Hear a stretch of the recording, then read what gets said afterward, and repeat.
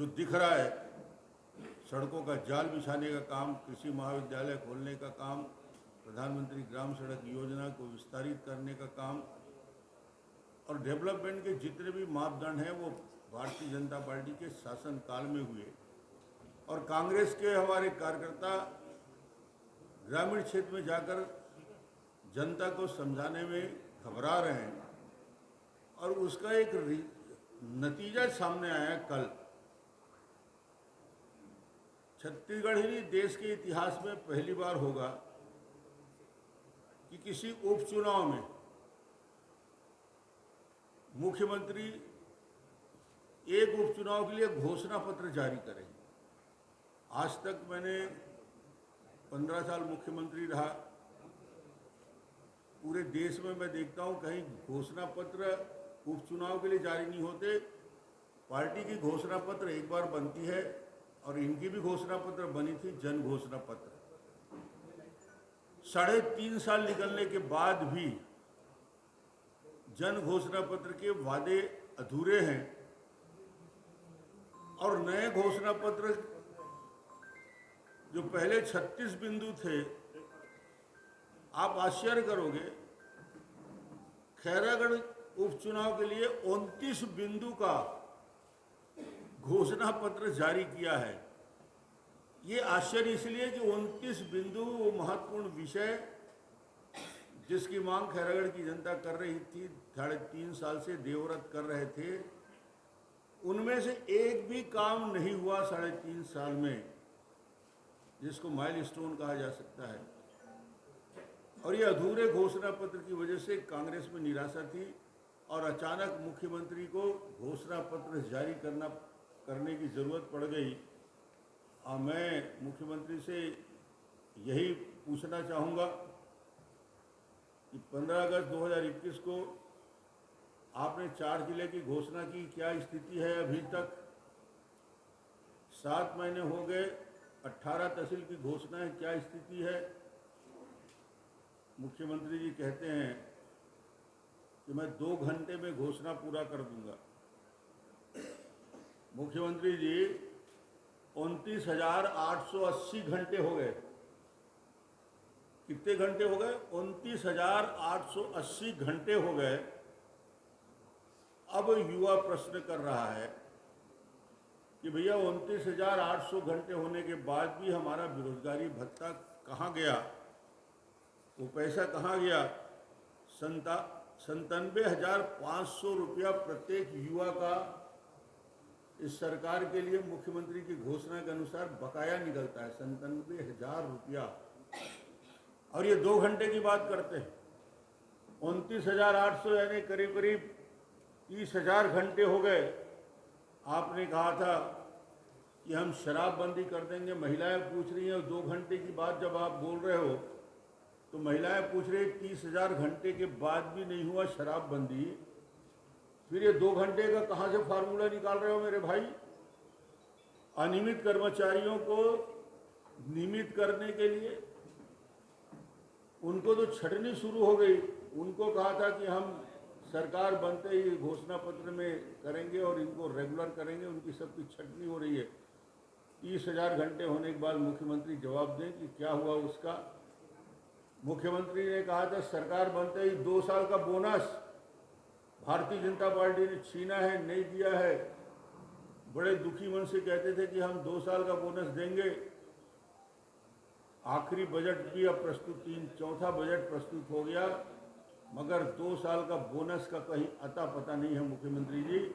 और आप खैरागढ़ के लिए 2 घंटे की बात कर रहे हो और खैरागढ़ की घोषणा के बारे में 2 रहे हो।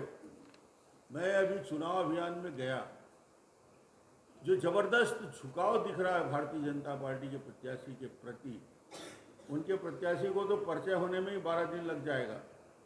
हमारा प्रत्याशी वहाँ हमेशा 2 चुनाव जीता, 2 चुनाव हारा और लगातार जनता के बीच रहा। आज मैं जब देख रहा हूँ कि कांग्रेस जब 2 घंटे की बात करना शुरू किए हैं, तो मेरा एक प्रश्न और आता है कि जब मैं बालाघाट जो लगा हुआ हमारे ज़िला है, बैहर हमारे से लगा हुआ क्षेत्र है, वहाँ हजारों मकान प्रधानमंत्री आवास के बन रहे हैं, शानदार गरीबों के लिए हजारों मकान। वो बाजार करने के लिए सालेवारा आते हैं, वो बाजार करने के लिए बोडला के ब्लॉक के बाज़ारों में आते हैं, यहाँ के हमारे लोग वहाँ बाजार करने जाते हैं।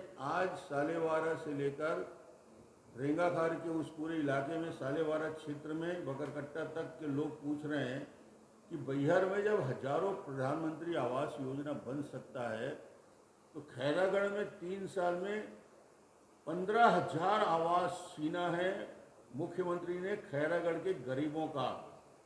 जब इतनी घोषणा कर ही रहे थे मेरे भाई, जब बड़ी बड़ी बातें कर रहे थे 2 घंटे में करने के लिए, तो 15,000 आवास गरीबों का दे देते तो उनको लगता है चुनाव आया है तो हमको भी 15,000 प्रधानमंत्री आवास योजना जो केंद्र ने स्वीकृत किया था। आधे मकान गिर रहे हैं, ढह रहे हैं, उस मकान को रिपेयर करने की ताकत नहीं है। अपना जमीन बेचकर, मकान बेचकर उन्होंने अपना खर्चा कर लिया। आज मुख्यमंत्री से फिर यही प्रश्न मेरा है कि यदि आप घोषणा करने के लिए 29 मांग रख दिए हो तो 30 ही कर दे। जब करना ही नहीं है तो 29 और 30 गिनती में क्या फ़र्क है? 36 तो पहले कर चुके हो भाई, एक और कर देते कि आवाज़ भी बना देंगे हम 15,000 लोगों के लिए। उसके लिए प्रधानमंत्री भूपेश जी को फुर्सत नहीं है और बड़ी बड़ी घोषणाएं और बड़ी बड़ी बातें करने के सिवाय कोई काम नहीं है। और पक्के आवास को मैं इसलिए बता रहा हूँ कि पड़ोस के ज़िले से लोग तुलना कर रहे हैं। अब मुझे लगता है बड़ी बात कल कह दी कि आदमकद प्रतिमा भूपेश जी, स्वर्गीय देवव्रत जी का कितना आदर है उनके प्रति कि पार्टी की टिकट नहीं दिया, निर्दलीय उसको लड़ना पड़ा। ये 29 बिंदु मांग के लिए भटकता रहा, चप्पल उसके टूट गए और कभी मान सम्मान खैरागढ़ को नहीं मिला। अकेला देवव्रत का अपमान नहीं था, पूरे खैरागढ़ क्षेत्र का अपमान किया है डेवलपमेंट को रोककर। और खैर देवव्रत लगातार अपमानित होते रहे। आज उनको याद आ गया। चुनाव यदि नहीं आया होता तो ये कुछ याद नहीं आता, याददाश्त इनकी बिल्कुल नहीं लौटती। वो तो शौक लगता है जब इलेक्शन आता है, मतदाता प्रश्न करता है तो अचानक बोले कि सजीव मूर्ति आदमकद प्रतिमा बनाएंगे। अरे भैया 3.5 साल में क्या अभी तक कितनी प्रतिमा बना दिए। एक बात बोल रहे थे कि छत्तीसगढ़ नहीं झुका है, छत्तीसगढ़ कभी नहीं झुकेगा भूपेश जी, चिंता मत करिए। छत्तीसगढ़ के लोग झुकाते हैं और कांग्रेस को झुकना पड़ेगा, कांग्रेस को झुकना पड़ेगा। मैं फिर रिपीट कर रहा हूँ, शराबबंदी के लिए झुकना पड़ेगा, कांग्रेस को झुकना पड़ेगा। रोजगार और बेरोजगारी भत्ता देने के लिए कांग्रेस को झुकना पड़ेगा। 2 साल का बोनस देने के लिए कांग्रेस झुकेगी। नियमितीकरण समेत समस्त वादे जो यूको से किया है और कांग्रेस का झूठ हारेगा, कांग्रेस की पराजय होगी खैरागढ़ विधानसभा में।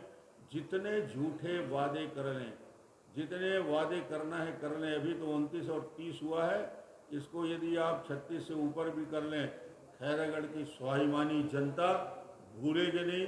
वो 3.5 साल के इस कार्यकाल को याद करती रहेगी और विकास के कामों में जो छत्तीसगढ़ खैरागढ़ को पीछे छोड़ के रखा गया है, उस प्रकार की घटनाओं को वहाँ की जनता इस चुनाव में 12 तारीख को होने वाले मतदान में और 16 तारीख को गिनती होगी तो भूपेश जी पता चल जाएगा कि खैरागढ़ के जनता ने किस प्रकार के मतदान किया है, मैंडेट दिया है। और ये इसलिए मुझे आज प्रेस में आना पड़ा क्योंकि कल प्रेस कॉन्फ्रेंस लेके मुख्यमंत्री जी ने 29 बिंदु पे अपनी बात कही थी। मैं उनको याद दिलाने के लिए आया हूँ। आप सभी का बहुत बहुत धन्यवाद।